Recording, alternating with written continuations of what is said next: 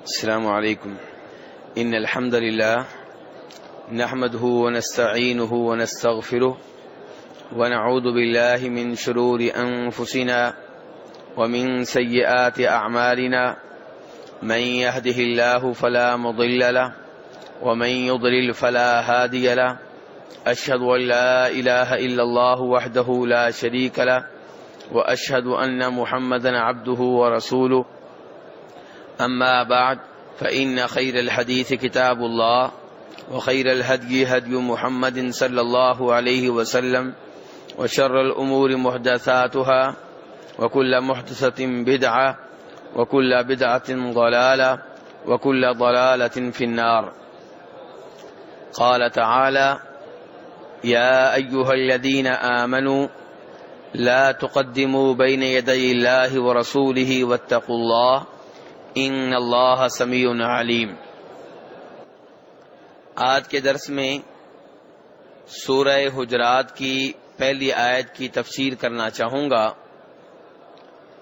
سورہ حجرات بڑی عظیم سورت ہے، مدینہ میں نازل ہونے والی سورتوں میں سے ایک ہے، اور اس میں بہت سے ایسے آداب ہیں جو مسلمانوں کو سکھائے گئے ہیں. چنانچہ اللہ تبارک و تعالی اس پہلی آیت میں، جس کی ابھی میں نے آپ کے سامنے تلاوت کی ہے، ارشاد فرماتے ہیں: یا ایھا الذین آمنوا، اے ایمان والو. عبداللہ بن مسعود رضی اللہ تعالیٰ عنہ کہا کرتے تھے کہ جب اللہ کے کلام کے شروع میں کہیں پہ آئے یا ایھا الذین آمنوا، اے ایمان والو، تو اس کلام کو بڑی توجہ سے سنو، کیونکہ اس کے بعد یا اللہ کو حکم دینے والے ہوتے ہیں یا کسی چیز سے منع کرنے والے ہوتے ہیں. یا ایھا الذین آمنوا، اے ایمان والو. ایمان کس چیز کے اوپر ایمان؟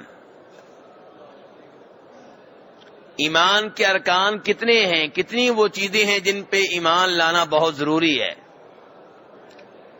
کتنی چیزیں ہیں میرے بھائیو؟ 6. امام مسلم رحمہ اللہ روایت کرتے ہیں کہ جناب جبریل علیہ الصلوۃ والسلام نبی علیہ الصلوۃ والسلام کے پاس آئے اور آپ سے آ کر کئی ایک سوال کیے. انسانی روپ میں آئے.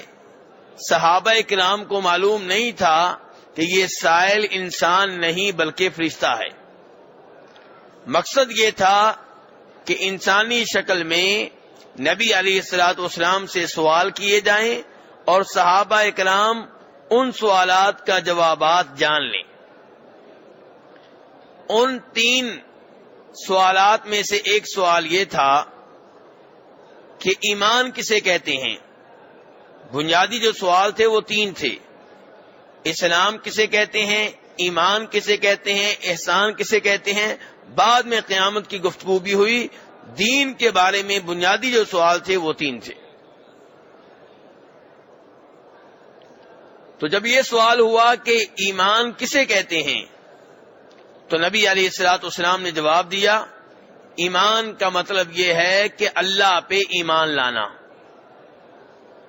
اللہ کے فرشتوں پہ ایمان لانا، ان کتابوں پہ ایمان لانا جو آسمان سے نازل ہوئی ہیں، نبیوں پہ ایمان لانا، آخرت پہ ایمان لانا، تقدیر پہ ایمان لانا. کتنی چیزیں ہوگی میرے بھائیو؟ 6.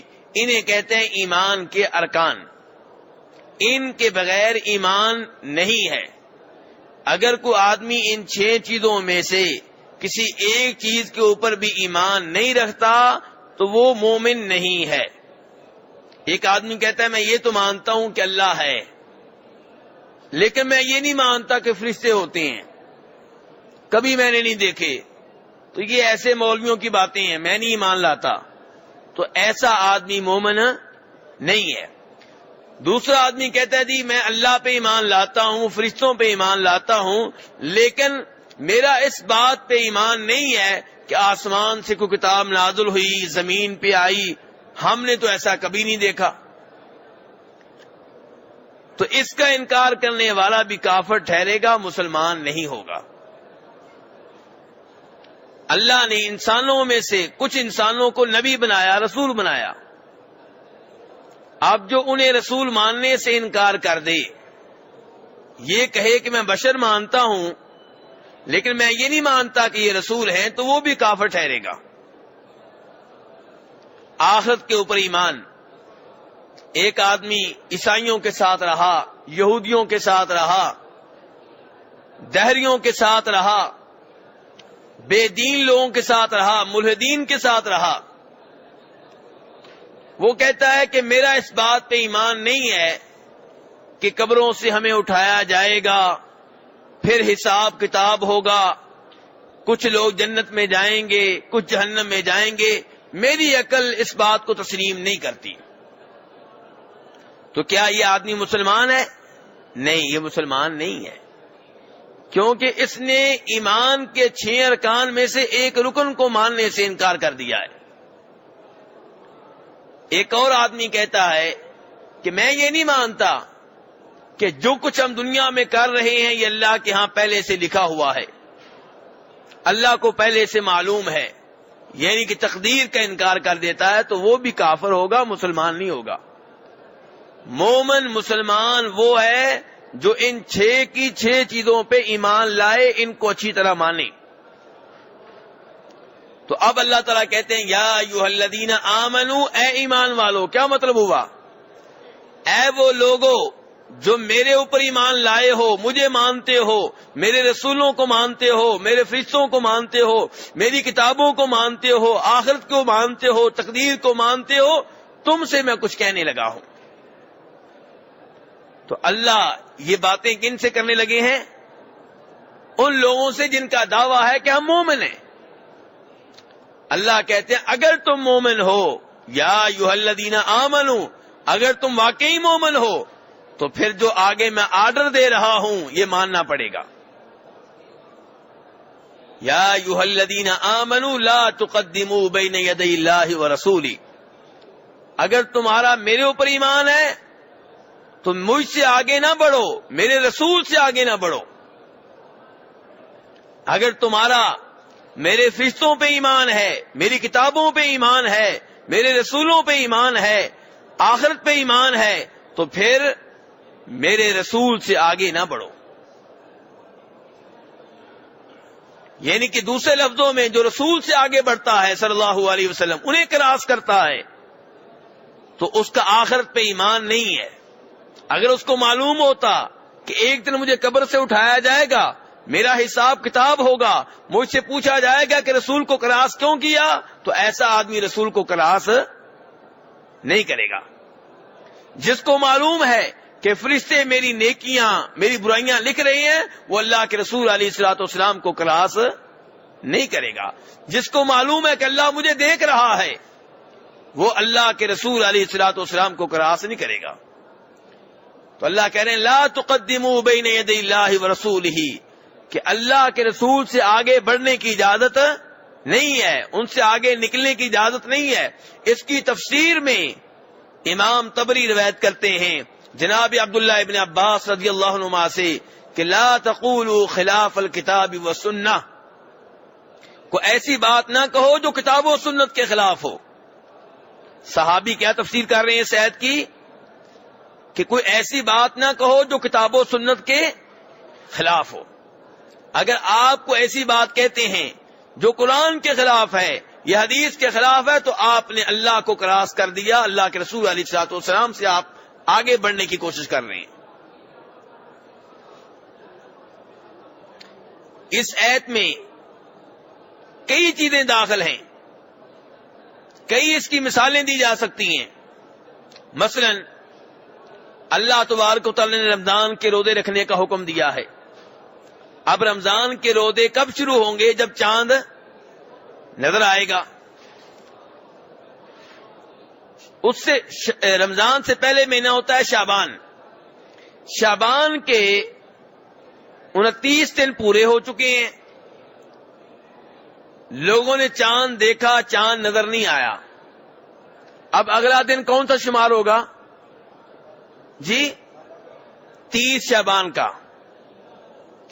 اب کو آدمی کہتا ہے جی ہو سکتا ہے چاند نظر آیا ہو اور ہم دیکھ نہ سکے ہوں، تو اس لیے میں آج سے ہی رمضان کے روزے شروع کر دیتا ہوں. تو کیا شریعت اس کی اجازت دیتی ہے؟ بالکل نہیں. یہ آپ نبی علیہ الصلوۃ والسلام کو کراس کریں گے. اگر آپ رمضان سے پہلے ہی احتیاطاً ایک روزہ رکھتے ہیں تو یہ نبی علیہ الصلوۃ والسلام سے آگے بڑھنے کے مترادف ہے. بخاری شریف کی صحیح حدیث ہے، فرمایا نبی علیہ الصلوۃ والسلام نے کوئی بھی تم میں سے رمضان سے پہلے 1 یا 2 روزے نہ رکھے.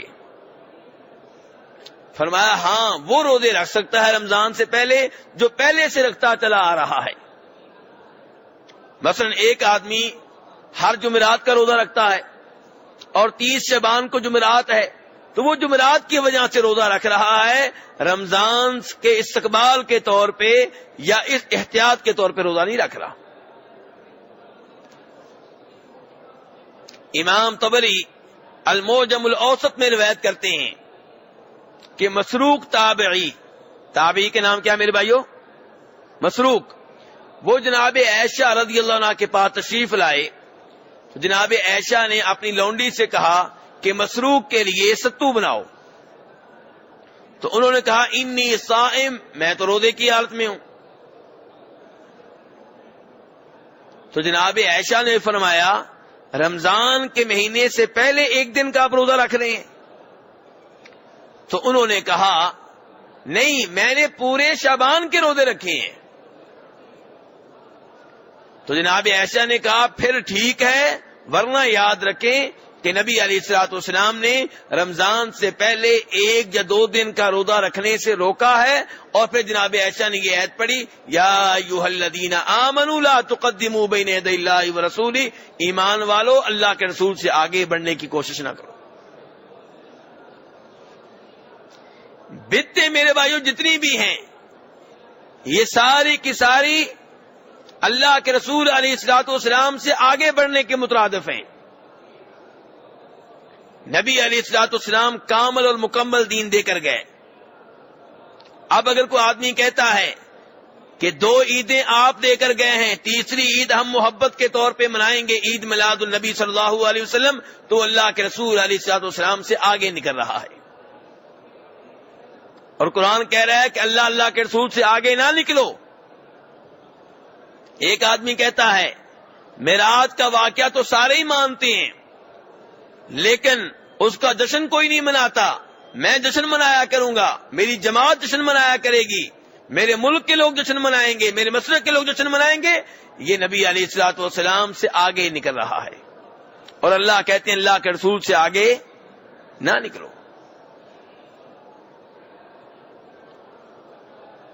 امام بخاری رحمہ اللہ روایت کرتے ہیں جناب انس ابن مالک رضی اللہ تعالیٰ عنہ سے، وہ فرماتے ہیں کہ نبی علیہ الصلوۃ والسلام کے 3 صحابی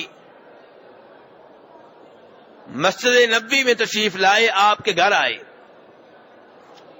آپ سے ملنا چاہا لیکن آپ گھر میں موجود نہیں تھے. نبی علیہ الصلوۃ والسلام کی بیگم جناب عائشہ رضی اللہ عنہا موجود تھیں. ان سے انہوں نے نبی علیہ الصلوۃ والسلام کی عبادت کے بارے میں سوالات کیے، یعنی کہ آپ کس قدر عبادت کرتے ہیں. تو بتایا گیا کہ نبی علیہ الصلوۃ والسلام تو بہت زیادہ عبادت کرتے ہیں، بہت نفلی روزے رکھتے ہیں، لمبی لمبی تہجد پڑھتے ہیں، بہت زیادہ تلاوت کرتے ہیں. تو یہ 3 آدمی آپس میں مشورہ کرنے لگے کہ نبی علیہ الصلوۃ والسلام نبی ہونے کے باوجود اتنی زیادہ عبادت کرتے ہیں تو ہمیں بھی بہت زیادہ عبادت کرنی چاہیے، ہم تو گنہگار لوگ ہیں. چنانچہ ان میں سے ایک نے کہا میں ہمیشہ روزے سے رہوں گا، کبھی بھی روزے میں ناغہ نہیں کروں گا. دوسرے نے کہا پوری رات لیٹوں گا نہیں، سوؤں گا نہیں، بلکہ پوری رات اللہ کی عبادت میں گزارا کروں گا اور کسی رات بھی عبادت کا ناغہ نہیں ہوگا، اور عبادت بھی مغرب سے لے کے فجر تک ہوگی. تیسرے آدمی نے کہا کہ میں شادی نہیں کروں گا، عبادت کرنا چاہ رہا ہے اور سمجھتا ہے کہ شادی کرنے سے عبادت میں کمی آ جاتی ہے، تو اس لیے اس نے اعلان کر دیا کہ میں شادی نہیں کروں گا۔ نبی علیہ الصلوۃ والسلام تشریف لائے، جناب عائشہ نے آپ کو یہ پوری بات بتا دی کہ آپ کے 3 صحابی، انہوں نے مجھ سے آپ کی عبادت کے بارے میں سوال کیا تھا، میں نے بتا دی، تو وہ آپس میں اس انداز میں مشورے کر رہے تھے۔ تو نبی علیہ الصلوۃ والسلام نے صحابہ کرام کو جمع کیا، خطبہ ارشاد فرمایا، اور خطبے میں کہا کہ 3 لوگ انہوں نے یہ اعلانات کیے ہیں، اور میں تمہارا نبی ہوں، میں تمہارا رسول ہوں، میں رات کو اللہ کی عبادت بھی کرتا ہوں، قیام بھی کرتا ہوں، نیند بھی پوری کرتا ہوں، یعنی کہ پوری رات جاگتا نہیں ہوں، دن کے ٹائم نفلی روزے رکھتا بھی ہوں، ناغا بھی کر لیتا ہوں، میں نے شادیاں کر رکھی ہیں، میری بیویاں ہیں، یہ ہے میرا طریقہ، یہ ہے میری سنت، جس نے میرے طریقے سے اعراض کیا وہ مجھ میں سے نہیں ہے۔ نبی علیہ الصلوۃ والسلام نے ان 3 صحابیوں کی حوصلہ افزائی کی ہے یا انہیں ڈانٹ پلائی ہے؟ حوصلہ افزائی نہیں کی، حالانکہ بظاہر کیا تھا، روزے ہی روزے، عبادت ہی عبادت، لیکن نہیں، طریقہ عبادت میں نبی علیہ الصلوۃ والسلام سے آگے بڑھ رہے تھے، آپ کو کراس کیا جا رہا تھا، اور امت کو حکم ہے کہ اپنے نبی کے نقش قدم پہ چلے، اپنے نبی کے پیچھے پیچھے چلے، آپ سے آگے نہ نکلے۔ اس لیے نبی علیہ الصلوۃ والسلام ناراض ہوئے، اتنے ناراض ہوئے کہ فرمایا اگر یہ کام کریں گے تو یہ میرے نہیں ہے، میری امت میں سے نہیں ہے۔ آپ اندازہ کیجئے کہ کتنا ضروری ہے نبی علیہ الصلوۃ والسلام کی اتباع کرنا، آپ کے پیچھے پیچھے چلنا، آپ کو کراس نہ کرنا، اور یہی حکم اللہ تعالیٰ اس آیت میں دے رہے ہیں، لا تقدموا بین یدی اللہ ورسولہ، کہ اللہ کے رسول علیہ الصلوۃ والسلام سے آگے نہ نکلو۔ جب آپ کسی ایسی چیز کو حرام کہتے ہیں جس کو اللہ نے حلال کہا ہے، تو آپ اللہ کے رسول علیہ الصلوۃ والسلام سے اور اللہ سے آگے نکل رہے ہیں۔ جب آپ کسی ایسی چیز کو حرام کہتے ہیں جس کو اللہ نے حلال کہا، اور جس کو اللہ نے حلال کہا آپ اسے حرام کہتے ہیں، تو یہ آپ اللہ کے رسول علیہ الصلوۃ والسلام سے آگے نکل رہے ہیں، اور اللہ تعالیٰ کہہ رہے ہیں اے ایمان والو لا تقدموا بین یدی اللہ ورسولہ، اللہ اور اللہ کے رسول سے آگے نہ نکلو۔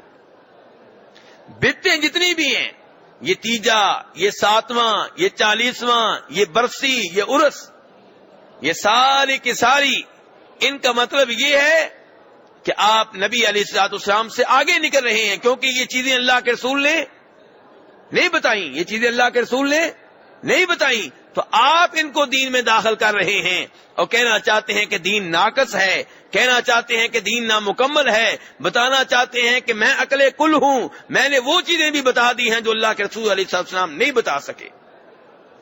کتنی خطرناک یہ بات ہے۔ خطیب بغدادی روایت کرتے ہیں اپنی کتاب الفقیہ والمتفقہ میں کہ ایک آدمی فجر کی اذان کے بعد نفل پڑھ رہا ہے، 2 نفل، پھر 2 نفل، پھر نفل۔ سعید ابن مسیب نے دیکھا تو اسے کنکریاں ماری، اور کنکریاں مار کے کہا جس کو مسئلہ معلوم نہ ہو اس کو چاہیے کہ مسئلہ معلوم کر لے۔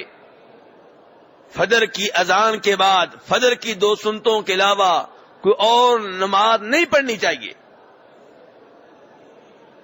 اس آدمی نے سلام پھیرا، جناب سعید ابن مسیب کے پاس آیا اور کہنے لگا ابا محمد اتخشى ان يعذبني اللہ بکثرت الصلاۃ، میں بار بار یہ نفل پڑھ رہا ہوں، تو کیا آپ سمجھتے ہیں کہ ان نفلوں کی وجہ سے اللہ مجھے سزا دے گا، عذاب دے گا؟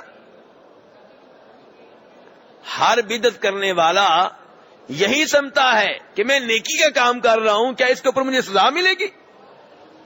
میں تو نبی علیہ السلام کی محبت میں عید میلاد النبی منا رہا ہوں، میں تو آپ کی محبت میں میلاد کا جشن منا رہا ہوں، میں تو بزرگوں کی محبت میں تیجا 7واں 40واں برسی عرس کر رہا ہوں۔ تو یہ صاحب بھی سعید ابن مسیب سے کہہ رہے ہیں کہ آپ نے مجھے کنکریاں ماری ہیں اس لیے کہ میں فجر کی اذان کے بعد بار بار نفل پڑھ رہا ہوں، تو کیا بار بار نفل پڑھنے پہ، نماز پڑھنے پہ اللہ مجھے عذاب دے گا؟ سعید ابن مسیب عالم دین تھے، انہوں نے بڑا شاندار جواب دیا، کہا اللہ نماز پڑھنے پہ عذاب نہیں دے گا، اس وجہ سے عذاب دے گا کہ تم نے نبی علیہ السلام کا طریقہ چھوڑ کے کوئی اور طریقہ اختیار کر لیا ہے۔ نبی علیہ السلام سے محبت پہ سزا نہیں ملے گی، سزا اس وجہ سے ملے گی کہ نبی علیہ السلام کے دین میں تیسری عید داخل کر کے اسے بگاڑا ہے، اس میں تبدیلی پیدا کی ہے، اس میں اپنی طرف سے اضافے کیے ہیں۔ اور اللہ کہتے ہیں لا تقدموا بین یدی اللہ ورسولہ، کہ اللہ کے رسول سے آگے نہ نکلو۔ امام ابن العربی اور امام شاطبی روایت کرتے ہیں امام مالک رحمہ اللہ سے، ان کے پاس ایک آدمی آیا، کہنے لگا کہ آپ کا کیا خیال ہے اگر میں عمرے یا حج کی نیت مسجد نبوی سے کر لوں؟ نبی علیہ السلام نے کون سی جگہ مقرر کی ہے نیت کے لیے؟ میقات، جو یہاں سے 13 کلومیٹر کے فاصلے پہ ہے۔ تو یہ صاحب کہہ رہے ہیں آپ کا کیا خیال ہے کہ میں مسجد نبوی سے نیت کر لیتا ہوں، یعنی کہ یہیں پہ احرام باندھ کے یہیں پہ کہہ دیتا ہوں لبیک اللہم حجن یا لبیک اللہم عمرتن۔ امام مالک نے روکا، یہ کام غلط ہے، یہ کام نہ کرو۔ وہ آدمی کہنے لگا اس میں کیا حرج ہے؟ امام مالک رحمہ اللہ نے کہا اس میں بہت بڑا مسئلہ ہے کہ تم یہ سمجھو گے کہ نبی علیہ السلام اور آپ کے صحابہ کرام نے نیت میقات سے کی اور میں ان سے پہلے ہی نیکی کے عمل میں داخل ہو گیا ہوں، میں نے ان سے پہلے ہی نیکی کی ابتدا کر دی ہے، یعنی کہ نیکی میں ان سے آگے نکل گیا ہوں، ان سے آگے بڑھ گیا ہوں، ان سے سبقت لے گیا ہوں۔ یہ سوچ خطرناک ہے۔ اللہ کہتے ہیں لا تقدموا بین یدی اللہ ورسولہ، اللہ کے رسول سے آگے نہ بڑھو۔ لا تقدموا بین یدی اللہ ورسولہ واتقوا اللہ۔ اس کے بعد اللہ فرماتے ہیں واتقوا اللہ، اللہ سے ڈرتے رہو۔ اور اللہ سے ڈرنے کا تقاضا یہ ہے کہ اللہ کے رسول سے آگے نہ نکلو۔ اگر اللہ سے واقعی ڈرتے ہو تو اللہ کے رسول کو کراس نہ کرو، اللہ کے رسول سے آگے نہ نکلو۔ اللہ کے رسول علیہ السلام سے آگے وہی نکلے گا، آپ کو کراس کرنے کی کوشش وہی کرے گا جو اللہ سے ڈرنے والا نہیں ہوگا۔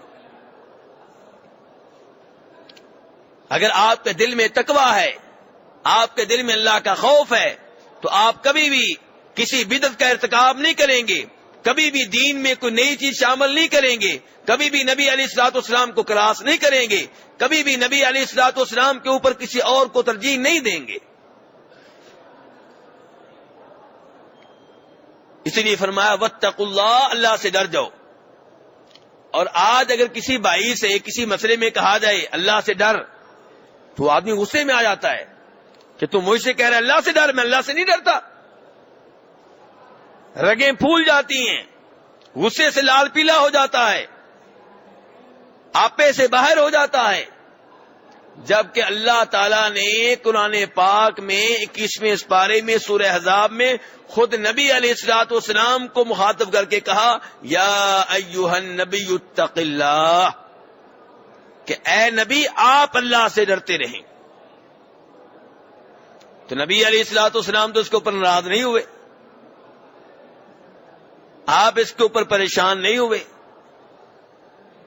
ہر آدمی جب بھی اسے نصیحت کی جائے کہ اللہ سے ڈرو، فوراً وہ گناہ چھوڑ دے، اس غلطی سے دور ہو جائے جس میں وہ واقع ہے۔ آپ لوگوں نے وہ حدیث سنی ہوگی جس میں آتا ہے کہ 3 آدمی غار میں پھنس گئے تھے، ان میں سے ایک وہ تھا جو اپنی کسی کزن سے بہت محبت کرتا تھا، وہ کزن اسے بڑی پسند تھی، اس سے اپنی خواہش پوری کرنا چاہتا تھا، لیکن وہ اس کے قریب نہیں آتی تھی۔ ایک دفعہ حالات نے اسے مجبور کر دیا اور وہ اس کے پاس قرضہ لینے کے لیے آئی۔ اس نے کہا میں قرضہ نہیں، تمہیں ویسے ہی اتنے پیسے دے دوں گا، لیکن میری خواہش پوری کر دو۔ گھر میں فاقے تھے، قحط سالی تھی، مجبوری کے عالم میں اس لڑکی نے ہاں کر دی۔ اب جب وعدہ پورا کرنے کا وقت آیا تو یہ اس کے جسم پہ بیٹھ گیا۔ تو اس لڑکی نے کہا تھا اس موقع پہ اتق اللہ، کیا کہا تھا؟ اتق اللہ، اللہ سے ڈر جا، ولا تفض الخاتم الا بحق، میری شرمگاہ کے اوپر تمہارا کوئی حق نہیں ہے۔ ہاں اگر مجھ سے نکاح کرو، شرعی طریقے سے اس کو آپ حلال کرو تو الگ بات ہے، لیکن اس انداز سے تمہارے لیے جائز نہیں ہے۔ اللہ سے ڈر جاؤ، یعنی کہ اللہ دیکھ رہا ہے۔ وہ اللہ کا نیک بندہ وہیں پہ پیچھے ہٹ گیا، حالانکہ یہ موقع برسوں کی بعد آیا تھا، برسوں سے اس لڑکی کے خواب دیکھ رہا تھا، پیسے ادا کر چکا ہے، قیمت ادا کر چکا ہے، لیکن جب اس نے کہا اللہ سے ڈر جا، اللہ کا نام سن کے پیچھے ہٹ گیا، پیسے بھی اس کو معاف کر دیے۔ میرے بھائی یہی انداز میرا اور آپ کا ہونا چاہیے۔ جب کسی گناہ پہ ہمیں کہا جائے اللہ سے ڈر جاؤ تو فوراً کہنا چاہیے کہ میں اللہ سے ڈرتا ہوں، اور گناہ چھوڑ دینا چاہیے۔ آگے سے ضد کرنا، ہٹ درمی کا مظاہرہ کرنا، یہ مسلمان کو زیب نہیں دیتا۔ آپ دودھ میں پانی ملا رہے ہیں، کسی نے دیکھ لیا، وہ آپ سے کہتا اللہ سے ڈر، تو آپ کو اس نے یاد دلا دیا کہ اللہ تمہیں دیکھ رہا ہے، آپ فوراً توبہ استغفار کریں، گناہ سے پیچھے ہٹ جائیں، بجائے اس کے کہ آپ ضد اور ہٹ درمی کا مظاہرہ کریں۔ یہ مناسب نہیں ہے۔ تو اس لیے اللہ تعالیٰ کہہ رہے ہیں واتقوا اللہ، اللہ سے ڈرتے رہو۔ اللہ سے کیوں ڈرتے رہو؟ ان اللہ سمیع علیم، اس لیے کہ اللہ ہر آواز کو سننے والا ہے اور ہر چیز کو جاننے والا ہے۔ اس آیت میں اللہ کے دو نام آئے ہیں، کون کون سے؟ سمیع اور علیم۔ اللہ کے ویسے نام کتنے ہیں جی؟ عام طور پہ بھائی کہتے ہیں 99، یہ 99 والی بات صحیح نہیں ہے۔ ہاں 99 والی بات اس وقت ٹھیک ہے جب یہ کہا جائے کہ جو 99 نام یاد کر لے تو اس کو یہ ثواب ملے گا، لیکن یہ کہنا کہ اللہ کے نام 99 سے زائد نہیں ہے، 99 میں محدود ہے، یہ بات غلط ہے۔ بخاری شریف میں حدیث آئی ہے کہ جس نے اللہ کے 99 نام یاد کر لیے وہ جنت میں جائے گا۔ اس میں یہ نہیں آیا کہ اللہ کے نام 99 سے زائد نہیں ہے، اس میں یہ آیا کہ جس نے 99 نام یاد کر لیے جنت میں جائے گا۔ تو اللہ کے نام 99 سے زیادہ ہیں، اور ان میں سے دو نام یہ ہیں سمیع اور علیم۔ سمیع کا معنی کہ اللہ خوب سننے والا ہے، ہر آواز کو سننے والا ہے، کوئی بھی آواز اللہ کی قوت سماعت سے باہر نہیں ہے، کوئی ایسی آواز نہیں ہے جسے اللہ سننے والا نہ ہو۔ وہ آواز امریکہ میں کسی کی ہو یا افریقہ میں ہو، روس میں ہو، ہندوستان میں ہو، پاکستان میں ہو، انڈیا میں ہو، دن کے ٹائم ہو، رات کے اندھیرے میں ہو، کسی سڑک کے اوپر سے آواز آئے یا کسی چٹان کے نیچے سے آواز آئے، آواز کہیں پہ بھی ہو، رب العالمین سننے والا ہے۔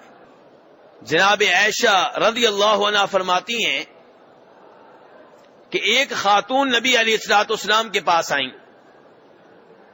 یہ حدیث ابن ماجہ میں آئی ہے۔ ان کے خاوند نے ان سے زہار کر لیا تھا۔ زہار کسے کہتے ہیں میرے بھائیوں؟